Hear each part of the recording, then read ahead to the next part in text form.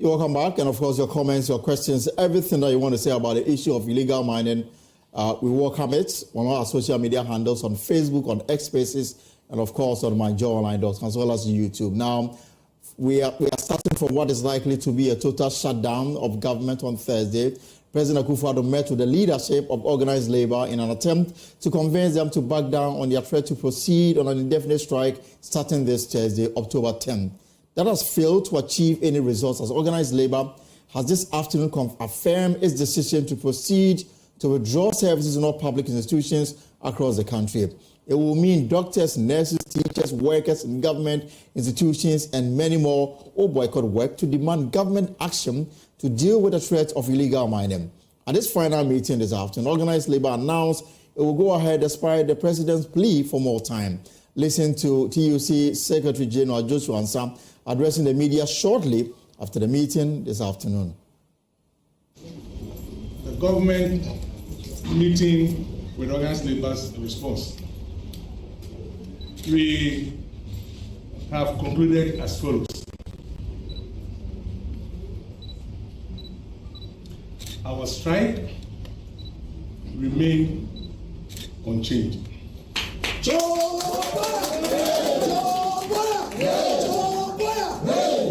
I want to repeat.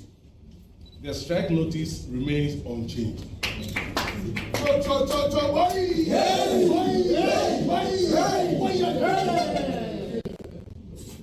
We have the view that what the government has proposed to do does not adequately address our demands. And therefore, our notice of strike notice remains unchanged. Thank you.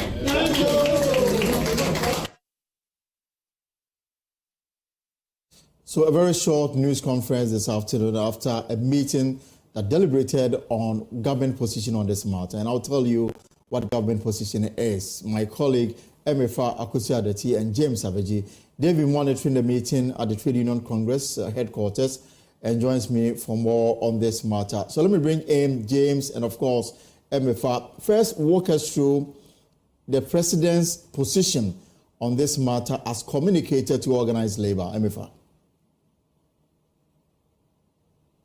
Right, Emefa, so if you can walk us through exactly what government's, or by extension, the president's position is as communicated to organized labor.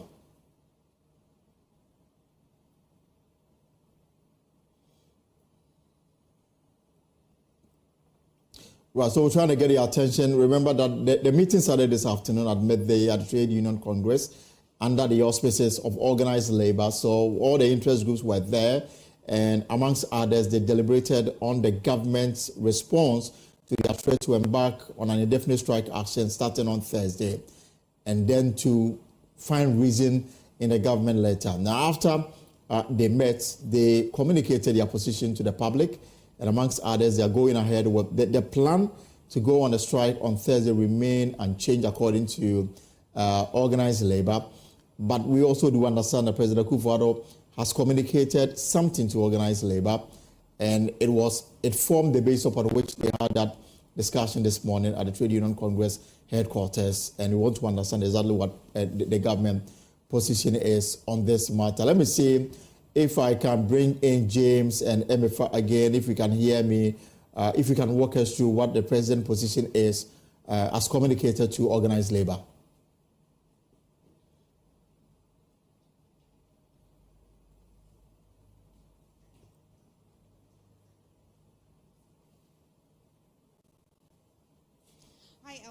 So just about 30 or 40 minutes ago, organized labor finished with their meeting.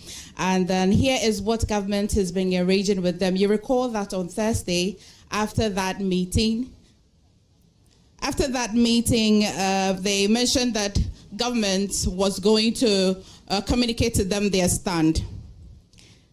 Now, the first would be that government would collaborate with organized labor in the fight against galamsey. Also, government will take steps when Parliament reconvene this month to revoke the LI 2462. And also, government will ramp up its enforcement to prohibit mining in forests and water bodies. If you remember, that's one of the main things that they've been looking to have government adhere to. And also said AG will collaborate with CJ to set up courts for swift adjudication of illegal miners. And also government supports the call for all presidential candidates to sign the pact to commit to the fight against illegal mining.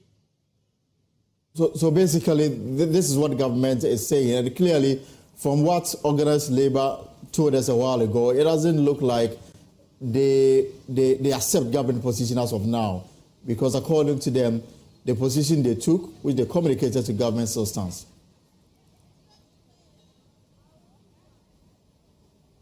Right, so we'll try and get to my first attention. There's a bit of a delay as she responds to our question. I was asking whether, in view of what has happened so far, clearly organized labor disregarded. Yes, let's listen to that explanation. They still will strike. Right, thank you very much for that update from the Trade Union Congress headquarters. Clearly, organized labor position is clear. They're going ahead with the decision to strike on Thursday. But on the ground, though, there appears to be some uneasiness regarding this matter. The various constituencies are also readying themselves for the strike. UTAC has been voting on it with an overwhelming majority of its members voting to support the strike. In the Ashanti region, though, there are some issues as members there say they are not joining their counterparts in other parts of the country because they were not given adequate information. My colleague Nana Bwachi-Yadom is there for us and he joins us. Nana, you're welcome. So tell us this group and the constituency they represent. Well, Elton, this group, they refer to themselves as the concerned members of the organized labor. Well, they held a press conference to stand themselves for the strike declared by organized labor.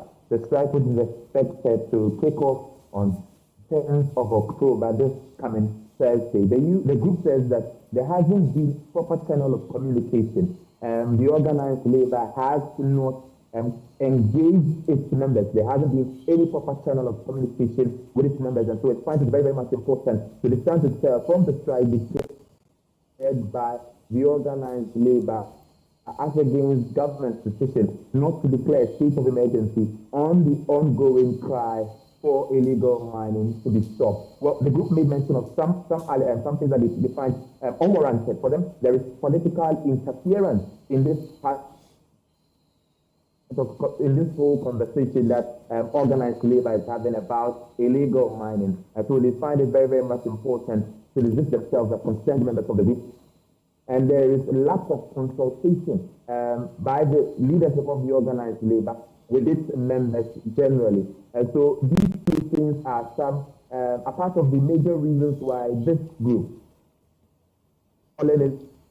concerned members of organized labor, find it very, very much. So then they call themselves concerned members of organized labor. Is that a description they give themselves?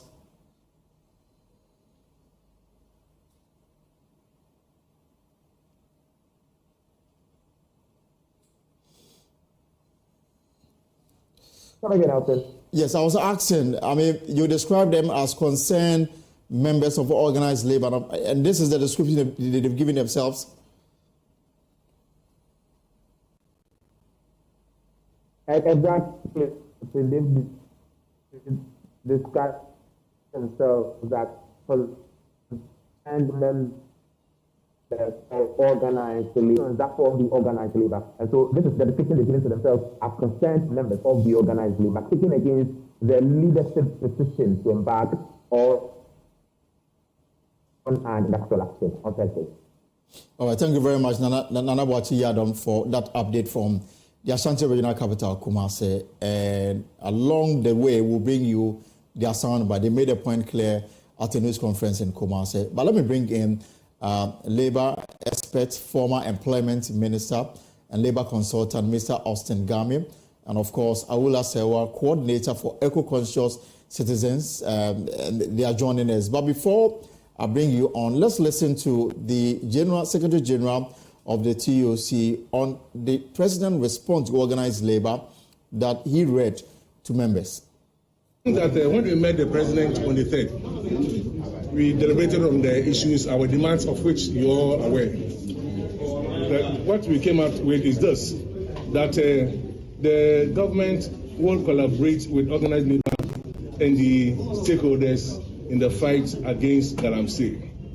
Number 2, the government will take steps when Parliament reconvenes this month to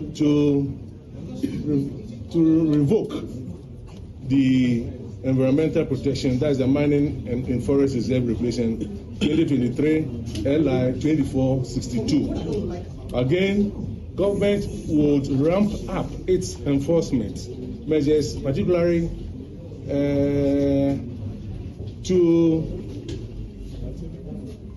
which relates to prohibiting the mining in water bodies and forest areas. For the Attorney General will collaborate with the Chief Justice to set up courts dedicated to deal with prosecutions of illegal mining. Then the Attorney General will again collaborate with the Chief Justice to ensure swift adjudication of illegal mining. Then government supports the call for all presidential candidates to sign a pact committing to the fight against illegal mining. And the last paragraph says that government reiterates its commitment to the fight against illegal mining and calls on all stakeholders to join the fight. President has never requested for any time. When I hear the President saying that, I don't know where that statement is coming from. Right. President had the discussions with us, and this is the outcome. He did not request for even a day. He only discussed the issue with us and directed that these demands or this, how do you call it, what these steps that the government is going to be taking should be written to us. That has been done correctly. The President has not said anything. We had a discussion. We said by the 10th of October, if nothing has been done, there will be a nationwide strike. The President discussed the issues with us, our demands with us, and what he's able to do is what he's told us, and it's written vividly on this paper. That is all. So we still proceed with the action? If nothing happens. The Secretary General of TUC says that if nothing happens, they are going ahead with the action, and that action is just 3 days away. In fact, effective Thursday, organized labor will lay down their tools in protest against the wanton destruction of our environment and water bodies. Mr. Osengame, and of course, Awula Sawa. Let me start with Mr. Osengame. You've been listening to the Secretary General of TUC reading out government response to organized labor. Nowhere that this text mentioned the fact that the government will temporarily, ban small-scale mining, declare a state of emergency, or revocation of LI 2462. First, your initial reaction to what we've been told by organized labor this afternoon, Mr. Game. I have my point of view, not necessarily a reaction. The reaction matter is over now. The reality is that this is a matter of agency. I'm not too sure what might be holding my friend and our president from seeing this thing the way we, the ordinary citizens, are also seeing it. The point is that people are apprehensive. I am too, concerning even the food we eat, the water we drink, whatever we do. We are all apprehensive. And therefore, this matter is not a matter about waiting for Parliament to resume. Parliament can always be recalled under a certificate of agency, or as the case may be. If there is a major outbreak of something now, we don't need to wait for somebody to apply or call the speaker. So agent matters are dealt with urgently. I recall when the late Atanas passed on in the morning, by the evening, a new president was sworn in. So clearly, there is always space for prioritization of whatever situation may come up upon the people from time to time. Now, the gravity of the matter requires that some attention will have to be given to it by way of revoking this ally that people hide behind and create all manner of nuisance in the country, vis-a-vis what the situation is currently. So I think that it's only fair that organized labor did not check their responsibility for the people they lead, and they want to ensure that they protect their interests. Those who do not want to participate, it's up to them, because they may have genuine fear. Like I'm hearing that some people in some regions, yes, in the Ashanti region, there was a news conference this morning. A group calling itself Concerned Members of Organized Labor, and that includes the Kumasi Technical University branch chair of UTAC, and he says that there's not been any kind of consultation. The reason why he and the others will not observe this strike that UTAC is seeking its members to undertake on Thursday. I assure you, if this were to be a condition of service, they will not say so.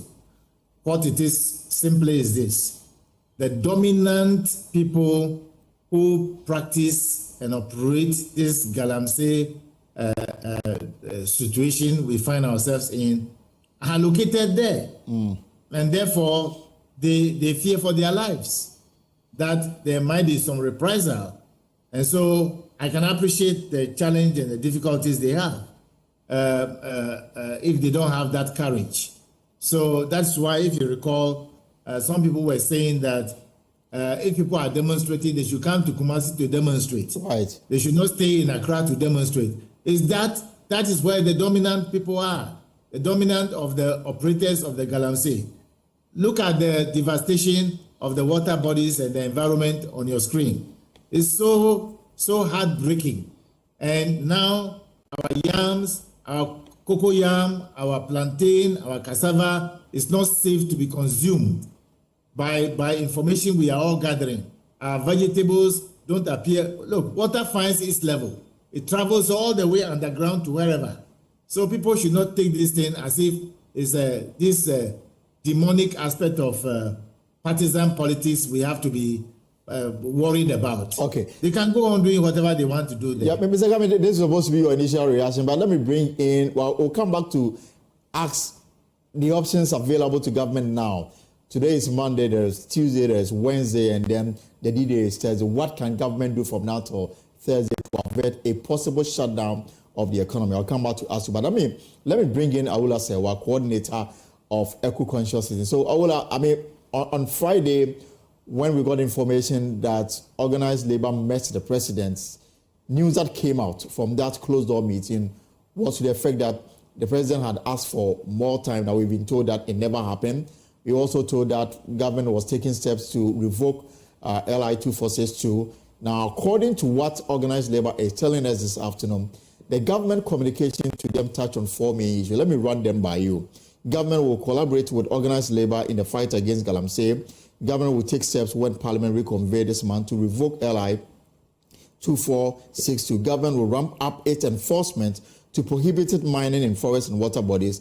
AJ will collaborate with CJ to set up calls for swift adjudication of illegal miners, and government will support the call for a presidential candidate to sign the path to commit to illegal mining. So 3 things that stands out: the revocation of LI 2462.2, and government will ramp up its enforcement to prohibit mining in forests and water bodies. Clearly, from this communication, can't we say that government is taking steps to meet the demands of organized labor, and therefore the call for strike on Thursday may not really be necessary?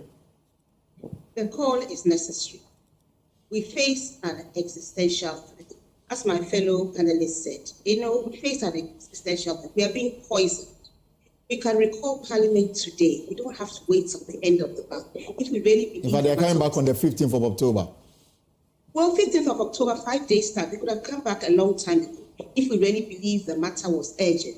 I don't think the government appreciates the seriousness of the matter. Our water is being poisoned. Water is life. Our forest reserves are being devastated. We know there's an increase in kidney disease, cancers, stillbirths, maternal deaths, and deformed babies. Our food, the poison has entered the food chain, the water, the soil. Exported food was said to have mercury. So right now, when we are consuming our tubers, our plantain, our vegetables, do we know whether they are poisoned or not? All this is happening, and we're treating the matter as if it was not very serious. We need to declare a state of emergency. Right. And then remove the illegal miners and their machinery from the forest reserve. And then obviously revoke the perverse airline 246, which should never have passed. How do you allow mining forest reserves, including globally significant biodiversity area? And let me say this here. Even whilst these discussions have been going, Minerals Commission is still issuing licenses. One of the demands was that you stop issuing licenses to go and mine in forest reserve. And of course, we need to pause illegal, in fact, I should have said we should pause small-scale mining, simply because we are incapable of monitoring. We are incapable of monitoring the thousands of small-scale miners we have. Pause it and then get your act together. But in the meantime, it has to pause. This is not negotiable.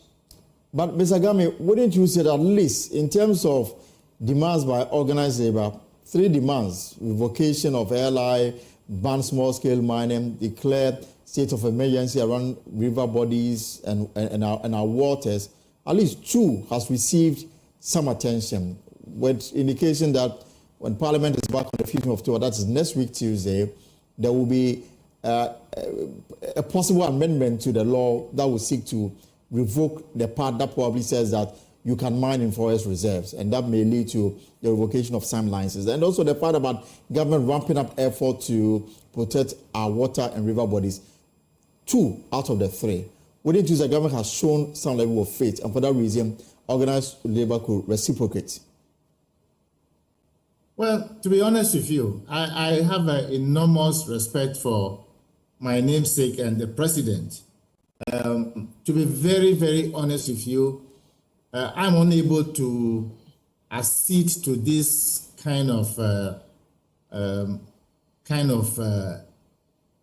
effort in a way to persuade organized labor not to go. The point is that, are we having problem? Are we having genuine concern as a people that the environment is being destroyed? We are drinking poisonous water on daily basis. Are we concerned about it? If genuinely we are concerned and we are honest about this, I can tell you, 1, the president can by executive instrument make a definitive pronouncement about the revocation of the LI, subject to formal withdrawal when Parliament resumes. Right. That's number 1. Number 2, President, knowing that for almost 8 years now, we are unable, and I don't want to say we, the people, because we are deposited in him, we are unable to deal decisively with this problem of galamsey. So the only outcome will be to make an official announcement that galamsey, whether community mining, whether small-scale mining, whether artisanal mining, whether so-called galamsey in the form of illegality, should be banned in the meantime, because we need a restoration of our water bodies. We need a restoration of the ecology. And therefore, any form or any attempt to water this thing in a way as if we are not concerned cannot be tolerated, because our health and imminent death is staring at all of us. If it were to be salary and allowances that organized labor is talking about, I will be the loudest to appeal to them that they should never go on strike. We can resolve the problem. But this one is life and death, and therefore cannot be tolerated. Anybody who wants to live with it is up to the person. But then, I mean, clearly, do you see some kind of pressure on organized labor to see through this, threats? Where we've been told, I mean, there's an allegation going around about monetary inducement to get them or to break their front. We've heard of 400,000 Ghana cedis. Some of them have come out to deny it. The people in Kumasi are alleging same, and then saying that even though those in Accra are supposed to lead them, they've not been able to engage them to get them to fully back the decision, so that there's some kind of unity amongst them. I can assure you of something.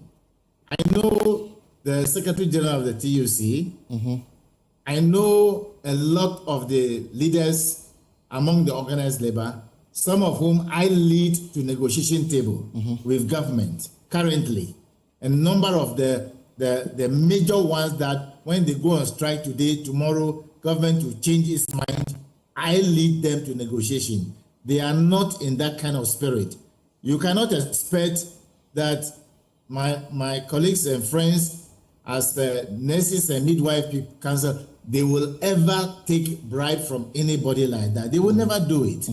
All the laboratory people, most of them doctors, most of them high-level professionals, they will never do that. The anesthetists will never do that. All the accountants at the health sector, they will never do. I lead them to negotiation. They are not that type of people at all. We have been patient. Some of our collective agreements have not been addressed. We have been patient. I have prevailed on them never for us to take any industrial action. This one is life and death matter. And they even came out earlier. Only that we held them up that they should hold on. Organized labor as a whole want to do something. Maybe people don't know who the Secretary General of the TUC is. Joshua Ansa is not that type of person. But Mr. Game, so what really must government do now? When the 3 demands you asked me to do, I'm in the process of delivering on 2 of them. I mean, I'm just making information that the reason why Parliament cannot be recalled under a certificate of urgency is the fact that the Speaker himself is out of town. Even if you are able to get signatures of 15% of MPs, it will still not be enough to get a Speaker to recall Parliament because he's out of town. Yet the framework has been set in motion to have this revoked on Tuesday. So why don't we wait and see the outcome of this revocation? And then if we don't get to see the commitment in the way we want, then perhaps the strike can take place. I appreciate the challenge the president has. If we want the Speaker to return to Ghana tonight, the Speaker will be here tonight. I guarantee you. I have been a member of Parliament for 8 years. I can tell you, if we want the Speaker to return tonight, the Speaker will be here early in the morning tomorrow. I can assure you, if the president is mindful about what we are talking about, and I'm sure he is, he should make a definitive pronouncement tonight that he, by executive instrument, will ban galamsey in all forms for the purpose of restoration of our water. You look at the water you are seeing on your screen. Very vexatious that we are drinking this kind of poison. And you want us to agree to it? I don't think it's fair. I went to Cote d'Ivoire recently. They prepare acheke from Ghana here and sent to Cote d'Ivoire all the time. We are all eating poison. When I went there, I thought they mentioned acheke. I knew it's coming from Ghana also. I went and bought some and ate, even though I'm not used to it. Just for curiosity reasons. Now I'm being told that even the water they are using to prepare the acheke is not appropriate. What do I do? I'm being mindful and I'm using charitable language. Right. Because I don't want to behave like anybody else. It's not proper, and I think that it's about time we take a decisive action. I know my friend and president has the capacity to do what organized labor is asking for. They are the spokesperson for we those who don't have the authority to speak in public the way everybody else will speak. They should ensure that these things are done now. Okay. I will also, I mean, your baby, that is LI. I want to talk about your baby. I'm using it because, I mean, you have a strong position against the existence of LI 2462. Now, there is indication that it will be revoked on Tuesday, 15th of October, when Parliament is in session. Now, questions have been asked. I mean, we are witness to some licenses granted to certain individuals who undertake mining, and this was done a few weeks, months after the passage of the LI. Now, questions have been asked whether these licenses went through parliamentary ratification, and if it did, what kind of scrutiny was put on it by members of parliament from both sides. And if it didn't go through, then clearly there's a flaw there that can be exploited to have these licenses revoked as well. You know, what needs to happen if we understand the urgency of the matter, that we are being poisoned? This is not a joking matter. We are being poisoned. And let me say that even the water that looks clear, it can still have mercury in it. Ghana Water Company has confirmed that they don't remove the metals from the water. What you're showing right now, the water is brown. You can all see that it's polluted water. But even when the water is clear, it doesn't mean there's no heavy metals in it. So we're being poisoned to death, and we must treat this matter seriously. We have said declare a state of emergency. It's vital to clear illegal miners with forest reserves. The LI 2462 should be revoked, and all licenses issued to mine in forest reserves should also be revoked. You know, we have to understand that we face an existential threat. We can't wait till every Ghanaian is dead before we begin to take the right action. So the strike will last for as short as the president wants it to last, or for as long as he wants it to last. It's a question of taking the steps that they have been asked to do. And if all political parties sign up to this, then nobody can exploit the situation for personal gain. And I'm very disappointed in the caliber of politicians we have, who seem to be more interested in votes than in the welfare of Ghanaians. We don't care if Ghanaians are being poisoned, so long as we can exploit a situation to get votes. This is just disappointing, to put it mildly. But I mean, the president's commitment to ramp up, efforts to deal with illegal mining around our river and water bodies, and I'm asking in relation to what Ghana Water Company communicated to the public last week. In the communication, they said that because of some intervention by the Central Regional Security Council, the state of the water, the turbidity has reduced from 14 to 9, even though from 14,000 to 9,000, even though we are nowhere near the 5 accepted by the World Health Organization. But clearly, it means that if whatever the National Security Council, the Regional Security Council, the Central Region is doing, we are able to step it up at least for the next 6 months, then we can clearly see something significant happening to our water bodies, especially the PRA, which is the center of attraction. See, what we need to do, and we said it over and over and over again, we need to pause community mining, artisanal mining, whatever name you want to call it. We need to pause it because we cannot monitor. You said you are going to ramp up. Whatever you are going to do, you haven't specified. And if you could have done it, why haven't you done it all this time, all over our water bodies? So the fact of the matter is that we should just pause community mining. You see, this is a life and death matter. It's a life and death matter. We keep on talking about it can't be done because it's people's livelihood. Do you know that over 2 million peasant farmers are losing their livelihood as a consequence of illegal mining? Right. Do you know that fishermen are losing their livelihood? Apart from all of us being poisoned, it's just a matter of time. And I don't know what we are waiting for to pause community mining and to declare a state of emergency and get everybody out of our forest reserve. Because remember, so many rivers take their source from forest reserves. So when you are interfering with the forest reserves, you're interfering with our water sources as well. Just as in Atiwa Forest, 3 rivers take their source from Atiwa Forest. So we need to be very resolute, and we need to put the interest and health and welfare of Ghanaians before votes and before political expedience. Mr. Game, regardless of how nationalistic you want to put out in the way you look at the situation we have on our hands, they will clearly play in terms of advantage and disadvantage the political card, regardless of who is in power.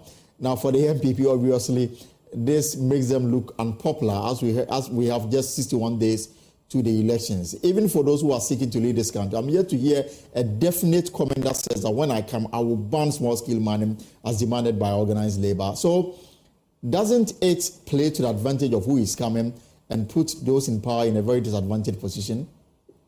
Well, nobody has advantage. I don't see it that way. The point is that people must even be alive to go and form a line to vote for you. The people are going to die anyway. People are going to be sickly. They can't even come and form line. Look, let me tell you something. All those who are responsible for these wicked things that is going on in this country, some of them will not even live to see on the 7th of December, let alone go and form line to vote. They think God is dead. He's alive. And he protects those who he has to protect.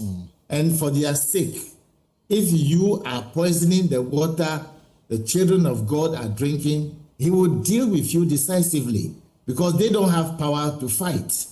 So that is just a caution, and a serious caution as such I want to set in motion first. And to add up that people must even be healthy to go and form line to vote for you. If I were to be the people who are even practicing the galamsey, why are they practicing galamsey? There's no job.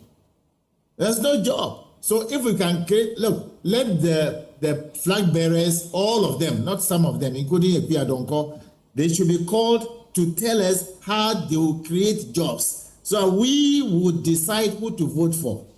I don't care how anybody feel.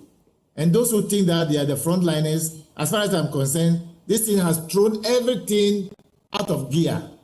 Those who will decide to vote for, will vote for them. It's not about MPP, NDC, or KGB. It's about whom I want to vote for. People should stop assuming and dreaming that because somebody's great-grandfather was MPP or PP or CPP, they will vote for him or her. There's a change in mind of people. So people must be alive to go and vote. So they should stop thinking the way they are thinking and change their mind for once. So the day is Thursday, and the strike will start. How long should they go? Start. How long should they hold on to this? 2 days, 1 week, 2 weeks, an implication that will have on our lives going forward? My brother, let me tell you something. If GPRTU people forget about the hospitals, because me in private, I strongly feel that, and I'm sure my colleagues at Organized Labor will reason about that. And I've heard from what my sources tell me that among themselves, they feel that at least they should go gingerly in a way that people's health will not be further exposed to danger. So they might take care of some of these concerns. But if you don't have transport moving, if you don't have schools in session, if you don't have government services in place, nothing will work for anybody. That's just the bottom line. Let me bring in, Mr. Gamen, let me bring in Paul Grave Boache Dankwa. He's government spokesperson on governance and security. Paul Grave, so you've heard TUC. They've communicated the action they intend taking on Thursday. They read out the response from the president. They made 3 demands in all: declaration of state of emergency, revocation of LI 2462, and of course, the temporary ban on small-scale mining. The president's response is that steps will be taken to revoke LI when Parliament is back in the House next week, Thursday. They will ramp up, monitoring and enforcement of the relevant laws across water and river bodies. Organized labor says it's not enough, and for that reason, their threat to go on a strike on Thursday will stand. Your reaction? Right, so we'll bring him on shortly so that we can hear the mind of governments as we inch towards Thursday. I also have Aula Sawa also on Zoom. But if you have a question or a comment to put across, this is the time, and I'll share them with my guests as we do so. Remember also that the Minerals Commission appeared before the Committee on Government Assurances on the issue of illegal mining and the license they've granted people to undertake mining in some forest reserve. I mean, some interesting comments that came up at that public hearing. One to the effect that the Mineral Commission, first of all, is unhappy illegal mining is taking place at a Nyinem in the eastern region, just at the back of a police station. They're asking why the police is not taking action to arrest these illegal miners. And these are some of the questions. I don't know whether I have. Yeah. So Pargraves, you heard my question. TUC, organized labor, says they are going ahead with the Thursday strike, despite the president respond to them that the LI will be revoked. They are ramping up activities around the water and river bodies to protect it. They say that may not be enough. For that reason, the Thursday ultimatum still stand. Your reaction? A very good afternoon to you, and a very good afternoon to your listeners and viewers. Definitely, illegal mining, it's a very difficult moment for us in government. I wasn't too sure whether organized labor was going to call off their strike. I felt that they had put in a lot more plans to go on strike. My real expectation is that the strike will not last a long period of time, because I know that they had called that by 10th of October they'll go on a strike. So I'm expecting that they'll do about 3 days or 4 days, by which time our government would have been able to come back with a very clear response to them. You recall that when President Nana Dankwa Akufo-Addo met them last week, prior to cabinet, President committed to meet them again this week. And so it's an unfortunate situation that we have all had to deal with. But I'm very confident, really, that small-scale illegal mining, as we have come to know it, would be kept. This is a very big disaster. It affects every single Ghanaian, even if you don't live in mining communities and you live in very far away from the mining communities. It would affect you. And so our government is working very hard, really, to ensure that we can be able to bring a solution to this. But we would commend organized labor for coming on board the fight, because it's a collective responsibility. And I'm very certain that organized labor would really know that the ball doesn't stop at the feet of government, but it really also stops at the feet of other people that are trying to make lives very difficult for our government. But Paul Grave, you appear to have given up on any kind of negotiation that can take place from now till Thursday. You appear to accept the fact that the strike will happen on Thursday. What you are saying is that it shouldn't go more than 3 days. Well, last week when I granted an interview on PM Express, I was very confident that cabinet would have a conversation around illegal mining and bring some clear narratives. I was also very confident that President's meeting with organized labor yesterday and last week Thursday at 9 o'clock would also yield some very good fruit.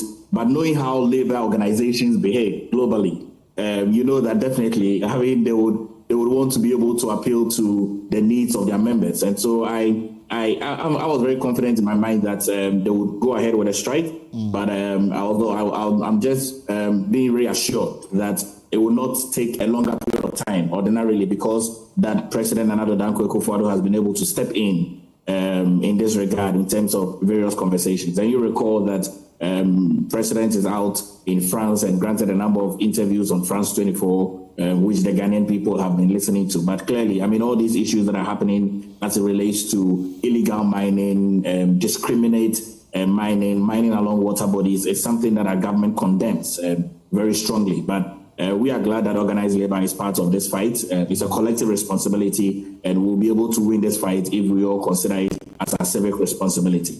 So why is the president not exercising his executive power to say that henceforth or effective immediately revoking LI 2462, despite the fact that Parliament will have to sit on? The president is clothed with some executive powers to do this, even before Parliament reconvene on 15th of October to consider an amendment that will be put before them. Well, to be fair, that this is a people's representation, and very clearly the president also is for the people's representation, but it's really the larger people's representation, which is the legislative arm of government. It's important that we allow all the various arms of government to be able to exercise their rights, and their democratic rights and legislative rights. So for me, if I'm in a position to advise and render counsel to the president, I'm not sure I would ask him to go ahead of Parliament. I would ask him to allow Parliament to be able to bring an advice for him to be able to make a decision from there, because it's a collective responsibility of the various arms of government, and you don't want to exercise your veto indiscretionally. You want to be able to exercise your veto discretionally. But this is an emergency situation. The interest of the Ghanaian people. Pargriff, this is an emergency situation. An emergency situation that have dire consequences on the political fortunes of the MPP. Why is the president holding on and hiding behind Parliament, not sitting, to say that let's wait for Parliament to come before we take this action? He's close with executive powers to undertake certain decisions. Well, I think that it's a real challenge when we want to look at it that it has dire consequences for the New Patriotic Party, especially as it relates to a few more days to going into a major election. For me, I think that the election is going to be won on the future of Ghana. It's going to be won on integrity. It's going to be won on morals. It's going to be won on policies that both political parties and other minor parties are bringing out. We are very confident that Alhaji Dr. Mahmoud Bawumia, the Vice President of the Republic of Ghana and the founder of the New Patriotic Party, whose birthday is today, we are very confident that he would be able to steer affairs of this country in the right direction. But we don't want to make the fight against illegal mining a political conversation, because then you know that elections is about numbers. And so if you make it a political conversation, then you are almost asking people to throw in the towel. But we know that government has a clear responsibility to be able to crack the whip, which is what President Nana Addo Dankwa Akufo-Addo wants to do, because that's the mandate that the Ghanaian people have given to him before he hands over transitional power to Alhaji Dr. Mahmoud Bawumia, if the Ghanaian people so desire to vote for him. Pargriff, thank you very much. Let me bring in Awula Sewawula. We are wrapping up this conversation. Let me pick your final thoughts. Clearly, we are all on for the long drive on Thursday. Well, I mean, we face an existential threat. We're being poisoned to death. So the welfare of Ghanaians is far more important than the political future of any person. In fact, it is totally irresponsible to be thinking about one's political future when one has the welfare of Ghanaians at heart. So what I would say is that the strike should go on Thursday, and to last for as short a time as the government wants it to now. It can end on Thursday if the government takes the right steps. And I'm also saying that all persons aspiring to political office should also subscribe to this. State of emergency, get everybody out of our forest reserves and water bodies and the equipment as well. Pause small-scale mining, community mining, whatever you want to call it. Revoke LI 2462, which should never have been passed, a perverse piece of legislation. And then revoke all licenses that have been issued to mine forest reserves. And then, of course, seriously look at Professor Frimpong Boateng's report. The reality is that if the firefighters were not the arsonists, we would have made some headway with dealing with illegal mining. But unfortunately, the firefighters and the arsonists seem to be one, and that is why it has taken on such devastating consequences, that there's a rise in kidney disease and maternal death, and we're all being poisoned. And I'll repeat, when our water in Accra looks clear, it doesn't mean that it's not full of mercury. All right, Mr. Gami. Let me assume positively that when the president was meeting organized labor last week, at his back, people were given license to go and mine again. Right. Clearly, that tells you that there's no commitment. There's no commitment. If behind police station, Galamsey will be done. If along the Konongo roadside, people will be doing Galamsey. And we all saw it. If on the Pra River, including the Otumfuo, stopped there to see the kind of devastation that was going on, and we are pretending we have not seen it and we are waiting for somebody else to come, we cannot hide behind that. And let me also say this. I think that we have elected one president. Indeed, he is an executive president with power vested in him, not in any other candidates. So, whereas it will be interesting to see how for the optics of it, that all other political parties will come and say that, what is about that? What is about that? The president and his government must commit to ensuring that they end. Look, the president can end galamsey in 2 hours if he wants to. I guarantee you. He can end galamsey in 2 hours. I totally agree. He can do it. Absolutely. He's the one we have elected. He has executive power. Absolutely. So if I can bring in my concluding remarks. I'll come to Park. Just holding a bit for me. Let Mr. Gami finish and then I'll give you the final word. So, Mr. Gami. Yeah, so my humble appeal to the president is that he has the capacity, and I have confidence in him. He has the capacity to make a definitive pronouncement today, and everybody else will move. The army, our army, is not a coward army. If they are properly given the instruction, they will go and ensure that everybody is removed from that place. And he is the commander-in-chief. We don't have to, I don't agree with Palgrave that we should allow organized labor to go on strike for even 1 day. It's not a good sign for this nation. Why should we stop work? Why should we stop work because of galamsey when we have the capacity to stop it? We don't want people to die further. Okay. All we want to do is that we should stop the galamsey to reduce the poisoning. And let's have a restoration of both our ecology and our water bodies. That's what we must aim at. All right. Thank you very much, Mr. Osingami, a labor consultant. Palgrave, you have the final word. Well, I'm glad that Mr. Gami agrees that organized labor should not go on strike.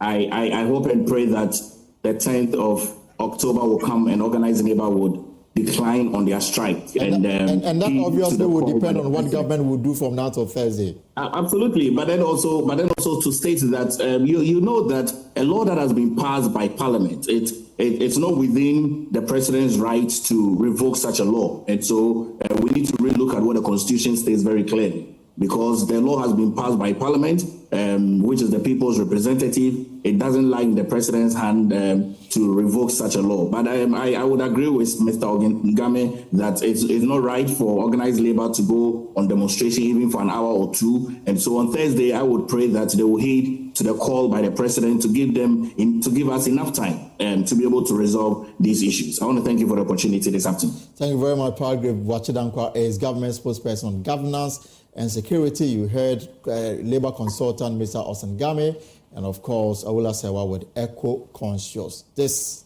discussion or conversation will end today. Organized labor, they've given the all clear for their members to embark on a strike on Thursday. It's unclear how long they will be on strike, but we'll have that for you. Let's take a short break here on the pause and return with more on the program. This is a pause. You will come back on Joy News. And of course, we are still on the matter of illegal mining. I will take you to the court shortly. And of course, to Parliament, where the Government Assurances Committee, they've been meeting on this matter as well. The Minerals Commission, some groups, they've been called upon to respond to some promises made. But let me bring in Dr. Samson Anoma. He's a member of the concerned members of organized labor. They held a news conference this morning in the Ashanti Regional Capital, Kumasi. Dr. Anoma, you're welcome to the pulse here on Joy News.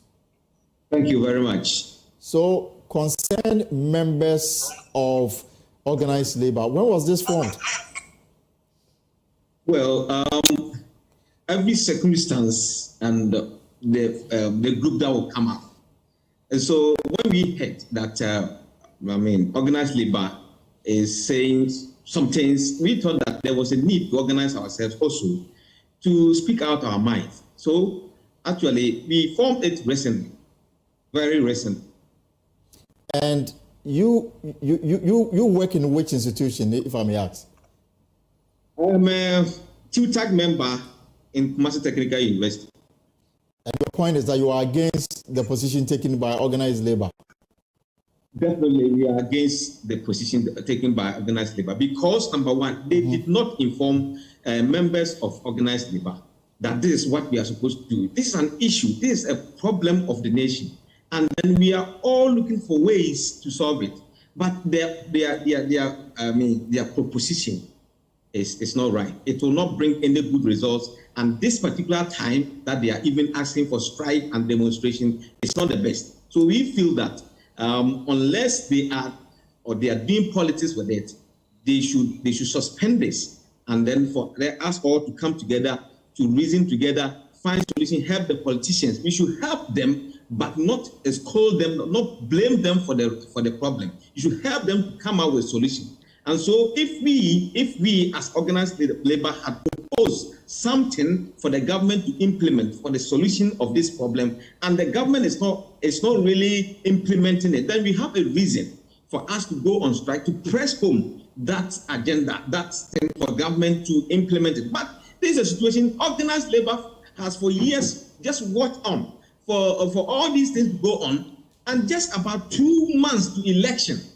This is a critical time that we need peace and tranquility to go into the election. And you are calling for this demonstration nationwide, strikes nationwide. This is uncalled for. This is unruly, actually. I would say unruly. So those who are thinking that way, they should stop, they should suspend this for us to come together. If actually we still need to go ahead with this, they should send the circular for the union members to vote to agree whether we should all go on strike or not. For what they have done, I think we should ignore them. But then we should say it for them to know that we disagree with what they are saying. But Dr. Anama, why do you think position taken by organized labor is politically motivated? Because number one, organized labor has already seen this galamsey, Kankao menace since 2011 to 2020 to now, which has been a problem. Everybody has said it. But they have said nothing. They have said really nothing about it. And they have not even made an effort to push the government to do something. But this is a situation we are getting into election. And it's about 2 months to election. And this is the time you are saying we should go on strike. And that will go against a certain political party. And that we think that there is an agenda behind it. And this is why we are saying that it's politically motivated. But wouldn't, if I should put the same question on you, that the position you have taken has also been motivated by your political, allegiance? No, it's not taken, because we believe that Ghana needs peace. And this is not political. When we say we need peace for election, it cannot be political. But you understand the destruction illegal mining is causing the environment and our water bodies. Yes, and that's why we are saying... And their position is that this is a nationalistic approach.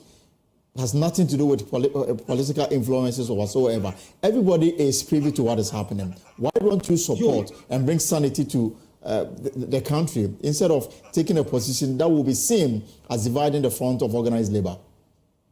No, I think that if you want a nationalistic request or demand to be quite nationalistic, you should do it so that the whole country will benefit, so that people will see the need to support it.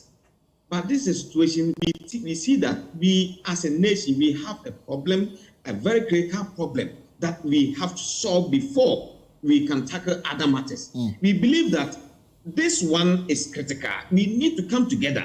And we are even proposing that if the leadership of labor, organized labor, wanted something good, they would have called all the union members to meet the political parties to see their programs for solving this issue, so that we can also make an input into that. And then we will press home. We will force them to implement that thing that we all agreed, so that it can be solved, and so that if they are not implementing what we have all together put together for the solution of galamsey, then we can all go on strike or demonstration to ask the government to do it. But this is a situation, they have not said anything, they have not asked any, they have not brought any policy. All that they are saying that they have heard that galamsey issue has become a serious matter recently, and that the government will declare a state of emergency, and so that the constitution will be set aside for the government to do unconstitutional things. I think that this calls for chaos in the country. That is why we are saying that this is not quite nationalistic. What they are saying, it is not nationalistic. It is so parochial And this is why we are saying that it must have political agenda inside. And so what they are saying, I think that it's not nationalistic. What we are saying is more nationalistic. This morning, I heard, did I hear you say that some members may have taken something from some quarters? Oh yeah, that's why we are thinking. Because if you make an unconscionable demand like this at this time, then people would think that you must have been taking something. Because I don't think I'm taking something from who exactly? Yes, from the political opponents of the government. That's what we believe. Because if there are so many, there's NDC, there's PNC, there are various political parties. Which political party will be interested in bribing members of organized labor? We heard that the Sandis who are doing that. And have you also been bribed by the MPP to take this position you've taken? We have not been bribed by anybody. We are saying that if they have taken bribes from NDC, they should stop this. They should suspend this. Otherwise, they should do the right thing. And the right thing, we have said the right thing in our press statement, that they should bring us all on board. Let us all agree. If they have not taken anything, then they should suspend this unnecessary demonstration. For us to come together to draw the collaborative solution, we shall bring them, and then we can solve the problem. Otherwise, we will say that they have taken bribe from NDC. And you are rejecting that you've not taken a bribe from anybody. I cannot take bribe from anybody. I am saying that I love the country and we need peace for this election. They have seen this problem for all these years. Why now? Why this time? So on Thursday you will go to work? I'm going to work every 1 minute on Thursday. I must work till the day ends. And anybody who goes on strike on Wednesday, we are going to talk to them to stop that on Thursday. All right. Thank you so much. Dr. Samson Anoma, he and his group described themselves as organized, concerned members of organized labor. In Parliament, MPs on the Government Assurances Committee, they've been meeting, and one of the issues on their table is the devastating effects of illegal mining. Kwaku Asante is there for Joy News. Let me bring him. Kwaku, so, why? What is the basis behind the Minerals Commission meeting the Assurances Committee? Right, so we don't have Kwaku on the line. We'll try and then establish contact with him so we will understand how it all went at the Government Assurances Committee this afternoon. Let's take a short break and return. Welcome back. This is a pause here on Joy News. Let's do some other related stories to illegal mining, because the Chief Executive Officer of the Minerals Commission, Martin Aisi, has reviewed there is currently active illegal mining going on right behind a police station in the Eastern region. According to the CEO, who was making submission before Parliament's Assurances Committee, the commission has alerted the police to the Galamsey operation several times, but the police, they failed to take action. No issue to anybody to mine a water body. So in the first place, anybody who goes to the water body to go and mine is engaged in a criminal activity. We need to be clear about that. It's engaged in a criminal activity. If we have to give any special permit for anybody to do anything in a water body, it's what we do for VRA. That from time to time they come for this special permit to dredge the estuary to allow these water snails that host the behavior parasite to go away. We do that, and that's a proper thing. Outside that, there is no way we'll give you a license to go and mine a mineral in a water body. We don't do that. So anybody who gets into the water body is involved in illegality. We have reported severally that behind Inyam police station, people are doing stuff there which we have not permitted. So how come that the police is not taking action? So those guys that Minerals Commission has brought to the attention of MUSEC or DISEC, depending on where it is. The Enyinam one, for example, that Galamsey is taking place behind the police station. So it's like we've told you Galamsey is having a job, sits under proper, that is behind this new block. Respectfully, Honorable Okujeto, and chair of this respectful Honorable Committee, the Minerals Commission officer has done his work. I am not saying that we have also not let Ghana down or we are 100% right.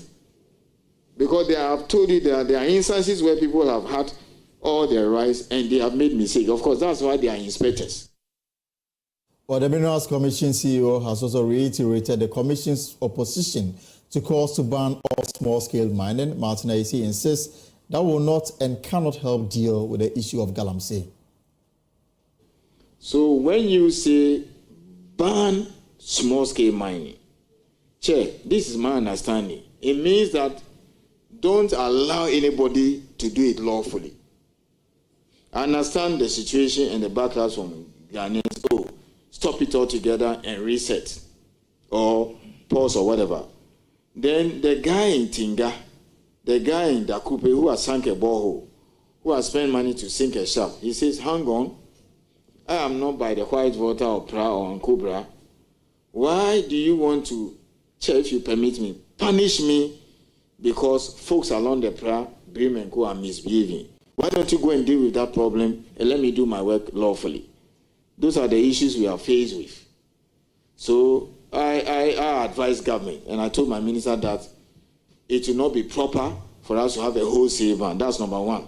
On the grounds that a lot of them are, the whole of Takwa is underground mining. There's a video I've given to Sister Jiagi. If you have time, we can play it. And I will advise strongly, I take you there. It's a site owned by a group of people. It's a typical community mining site. Chair, I'm not lying to you. There are 5,000 workers there. They have their license, they have their environmental permit, purely underground operation. Maybe we can show 5-10 minutes of it, not the whole, because the whole clip starts from galamsey, the anger and all those things to the formalization. Maybe we'll show the formalization part. And you see, 5,000. So the moment you say we are banning small-scale mining, not galamsey, because galamsey is banned, it means they're asking 5,000 people in Takwa not to work, punishing them for something that is not their fault. So this is some of the conundrum that we face. Other than that, our biggest headache is getting a place for them to work.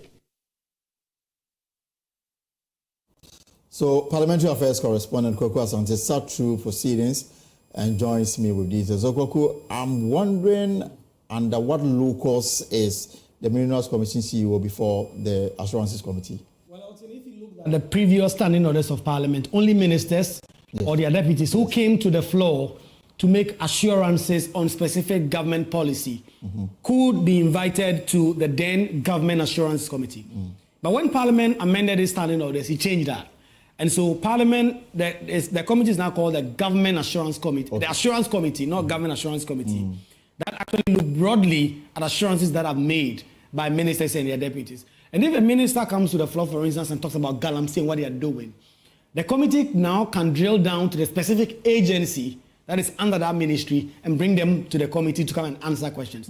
Because what the committee said, I noticed, was that usually a minister will come and say, well, this is under my ministry, but I do not have the specifics. It's because you need to bring in this commission, this state institution. It is for this reason that the committee is now increasingly able to now bring in the institutions. This is actually the second time a non-minister is appearing for the committee. The last time was about 2 months ago, a month ago, when the NIA boss, Ken Atifa, did appear before the Assurance Committee. And so this is what the committee is now normalizing. So he was there without the Minister for Lands and Natural Yes, he was there without the minister. He was there with his technical persons. That was it. No minister, no deputy minister, no chief director or director from the Ministry for Lands and Natural Resources. And he made some recommendations. Well, yes, he's been talking about how government can come in to help against illegal mining fight. And he says he endorses the position that have been taken by first Dr. Mahmoud Bawumia and also by John Dramani Mahama, that they need to resource the Geological Survey Department so that these gentlemen and women at that department can now map out specifically where the gold is so that persons do not go all over the place destroying. We can listen to that recommendation. Main problem that is driving illegal mining is getting a place for the miners to work. Until that is resolved, we only go around in circles. So then I believe the question then is, how are we getting a place for them to work? 4 ways. 1, through the graciousness of the last gay people. So Anglo Ashanti, Newmont, Go for Senko, give us a place, we license it for them. Until we spend money. And at least, Chair, let me say that for once, all the political parties have been listening to us, because I heard the Vice President saying that when they commission gold refining, that he has committed to making available the equivalent of $10 million to geological survey. I've also read the NDC manifesto, which is also saying that we'll resource geological survey. What is the bottom line to make resources available to explore all these areas? You find those who are in the pit, if it's open pit, if it's underground like Kakwa or Tinga or Bongo or the Bole area, those who are directly working there, those are the direct employees. Now, many of you don't know, there are more women in small scale than men. Yes. These 3 million we are talking about, there are more women in small scale than men. So beyond those who are directly involved in the pit, you have somebody who just gets up, clean his teeth, and then takes his aboboya or moto, he goes to the site. Let me say this in tree, or tree load. So he goes, they mark the register, and then depending on the number of load he carries, he's paid by the close of the day. He's employed. Now, Auntie Mansa, who has mounted a food joint at a small scale site, selling all kinds of stuff there, she's there. So tell me, Kwaku, the committee chair and members of the committee satisfied with the explanation they got today? Well, in fact, today, there was not a single majority MP at this committee. The only minority MPs who did attend today. And a number of them definitely go to the constituency and go and campaign 4 days a week. So Samuel Okujuta Blakwa, who chairs this committee, says he's not impressed with the collective fight against galamsey. He wants to see some real urgent action from government and the entire nation towards this fight.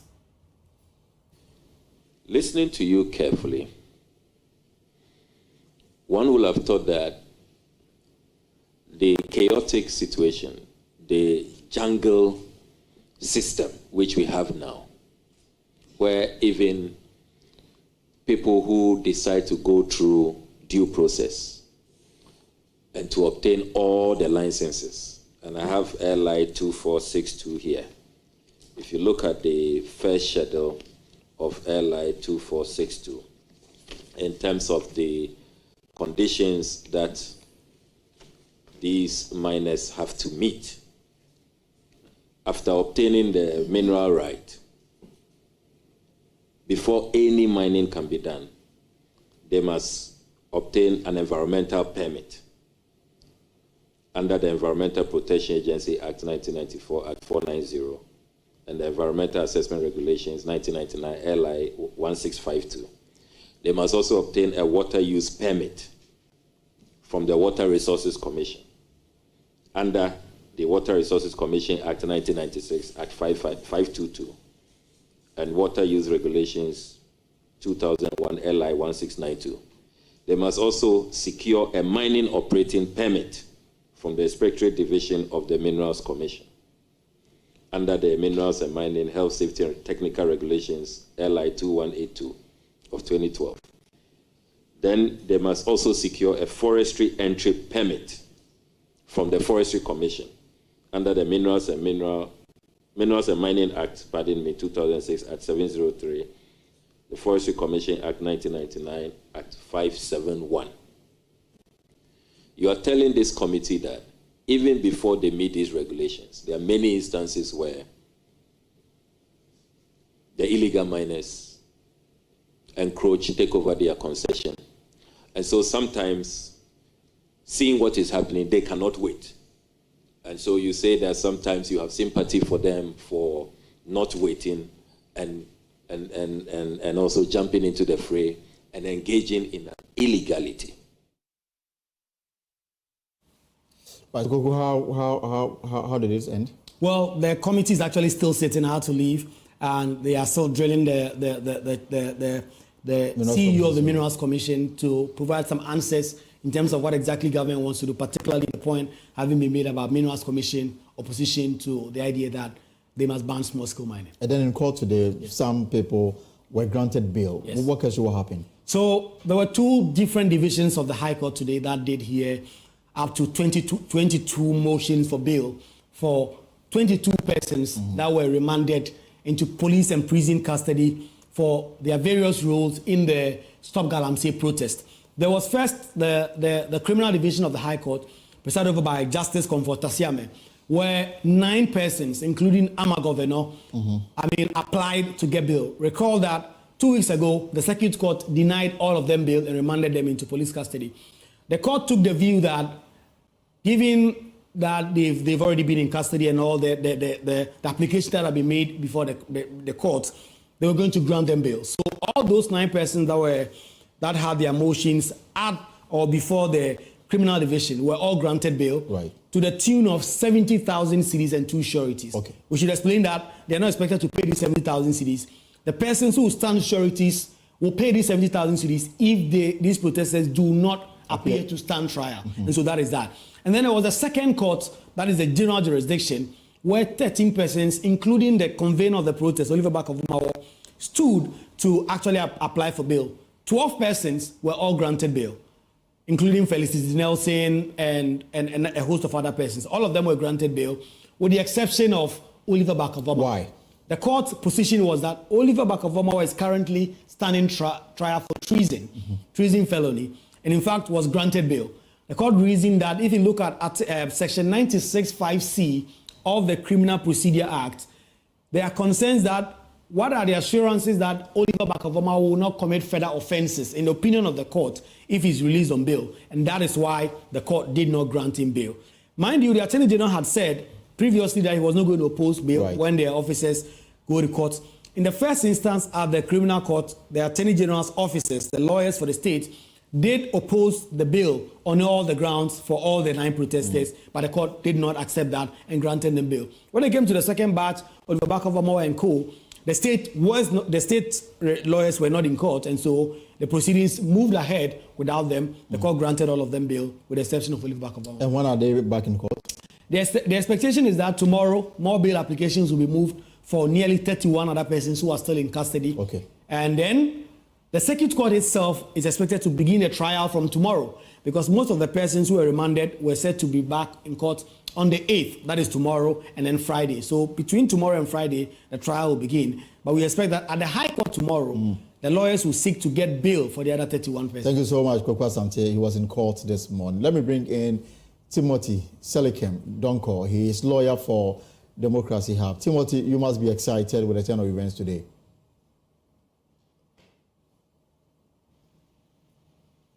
Hello, can you hear me? Yes, I can hear you, Timothy. I asked, I mean, you should be, you and your clients should be excited with the way things turned out in court today. Yes, so I may not be able to describe my mood currently as excitement.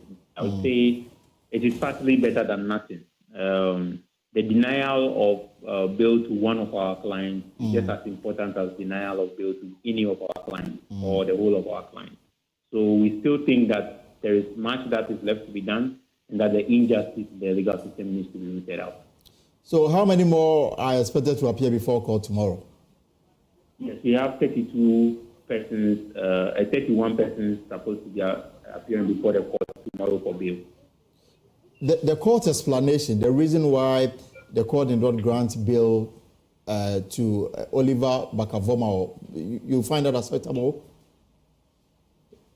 Yes, so we, per our assessment of the reasoning of the court, we deem the reasoning of the court as unfounded and erroneous.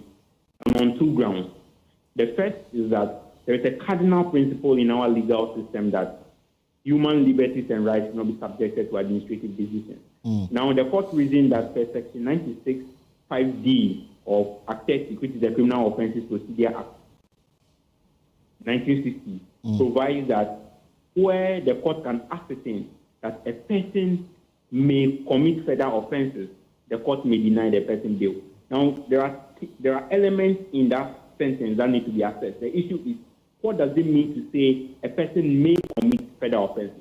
Now, how do we establish how a person may commit further offenses? Now, the threshold line of saying a person has committed an offense is defined under Article 19.5 and 19.11, that a person cannot be deemed to have committed offense unless the offense is defined in a criminal legislation and the court has found the person to have actually violated that criminal legislation. So unless there is a conviction, a person cannot be said to have committed an offense. So then, if we want to assess a likelihood of commission an offense, then it means in the past, the person must have been upheld or held to have committed a crime.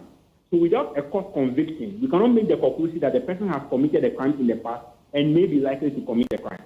What the court decision effectively does is that the police can decide to walk into joint news today and arrest you, charge you with a trumped-up charge, and then release you on bail. Then whilst you are on bail, they will arrest you again and charge you with a new charge. Then when you are brought before a court, they tell the court that, oh, you had committed an offense when they released you on bail. And per that fact, you should be remanded until the prosecution is concluded, which is absurd, because then it gives the police the power to determine whether or not the person should be granted bail.